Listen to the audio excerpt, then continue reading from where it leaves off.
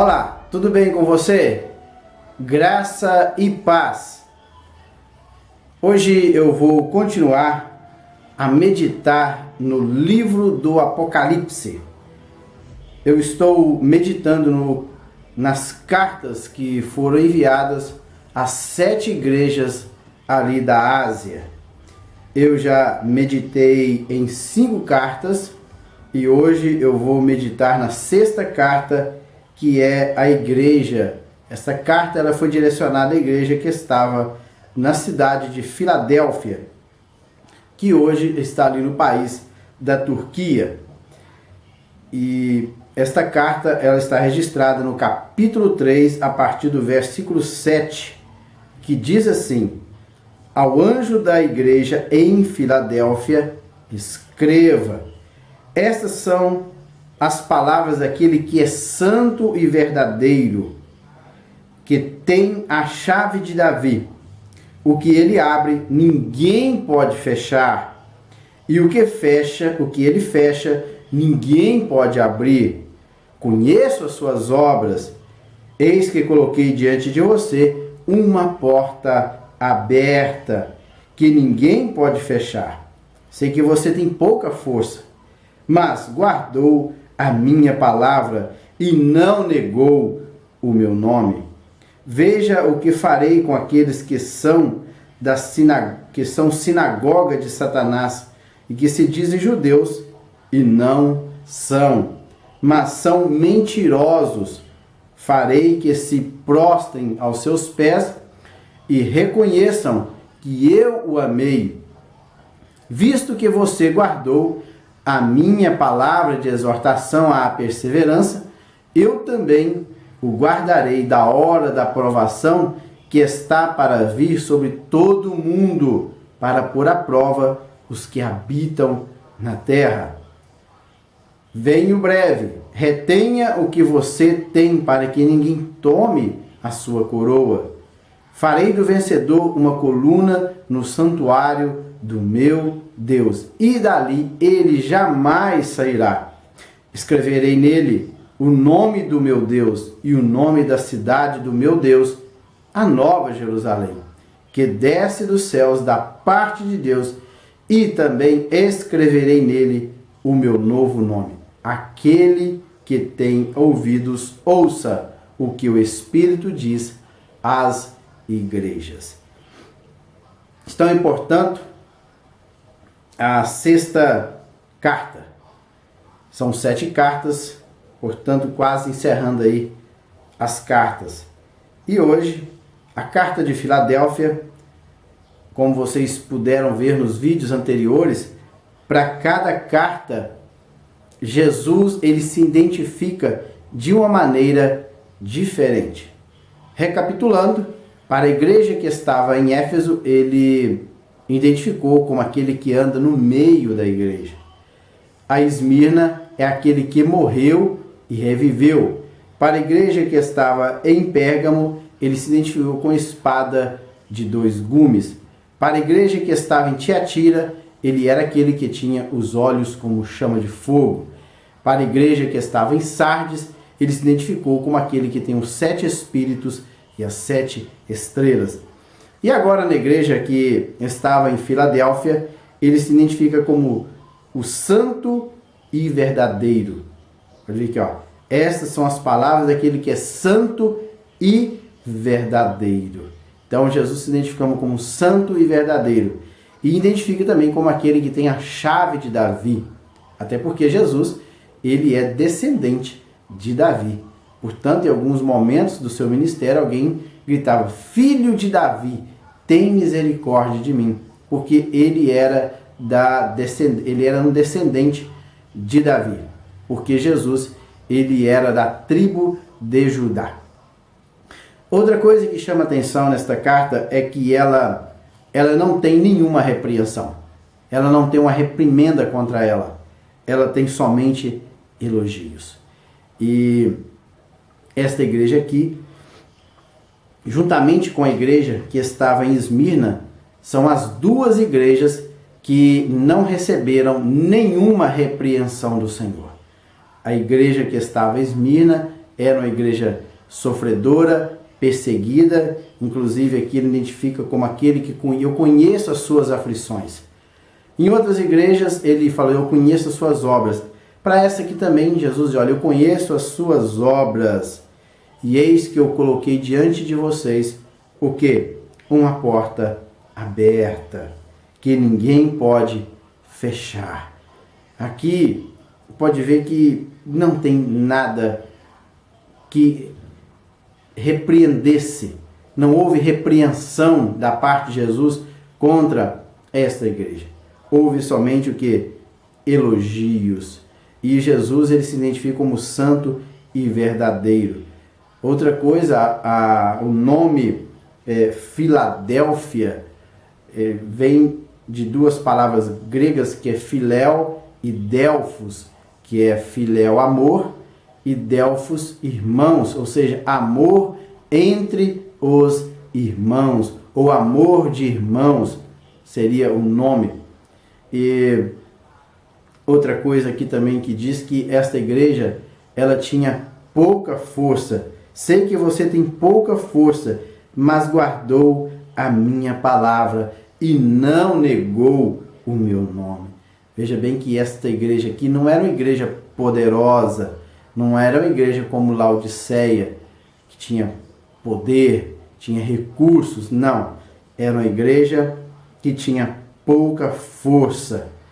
E mesmo tendo pouca força, ela não negou o nome de Jesus. Ele também fala que, olha, eu vejo o que eu farei com aqueles que são sinagoga de Satanás. Com certeza são aqueles judeus que estavam perseguindo os cristãos, se dizendo monoteístas, que seguiam a Deus verdadeiro, mas estavam perseguindo a igreja.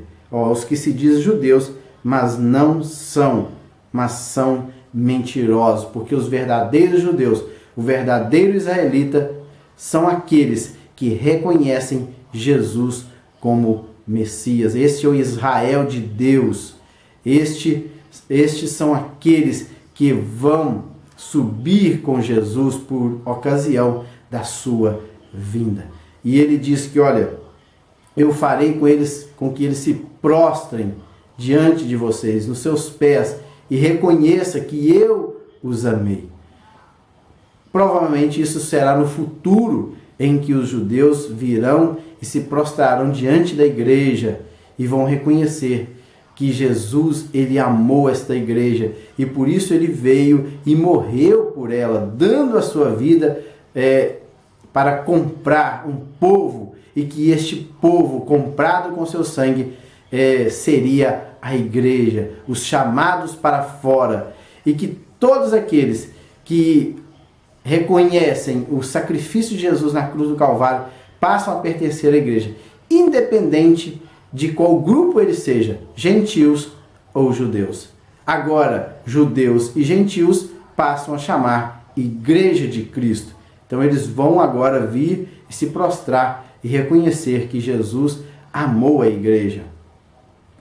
E ele diz que, olha, visto que você guardou a minha palavra de exortação e perseverança, eu também o guardarei da hora da provação que está para vir sobre todo mundo, para pôr à prova os que habitam na terra.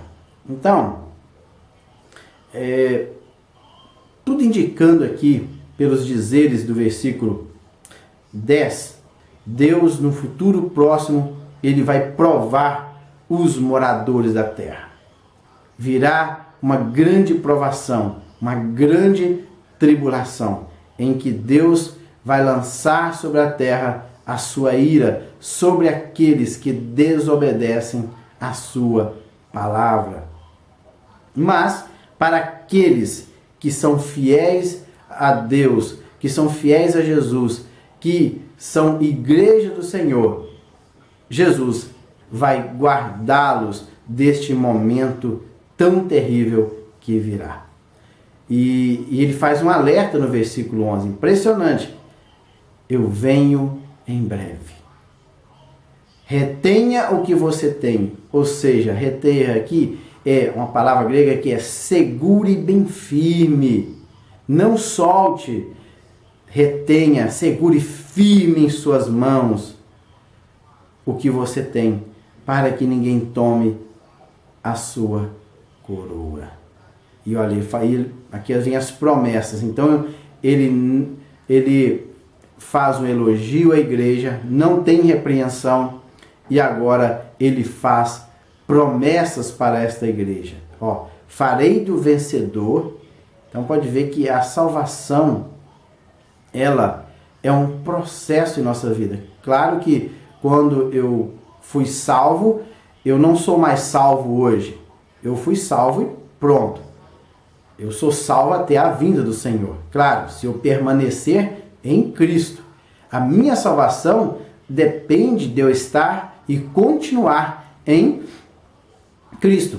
Agora, se eu abandonar os caminhos de Cristo, aí sim eu vou perder a minha salvação. Agora, tem um processo em nossas vidas que ele é um processo gradativo, que é a santificação. Quando eu aceitei a Cristo e fui salvo, eu não era tão santo como eu sou hoje. Mas esse processo, ele é gradativo e somente nós alcançaremos um estado de santidade perfeita por ocasião da vinda do Senhor. Porque enquanto nós estivermos neste mundo, em que nós estivermos habitando neste corpo que ainda tem as marcas do pecado, ou que tem a natureza do pecado, que me inclina a fazer o pecado, enquanto eu estiver neste corpo, sim, será uma luta e será um processo de santificação.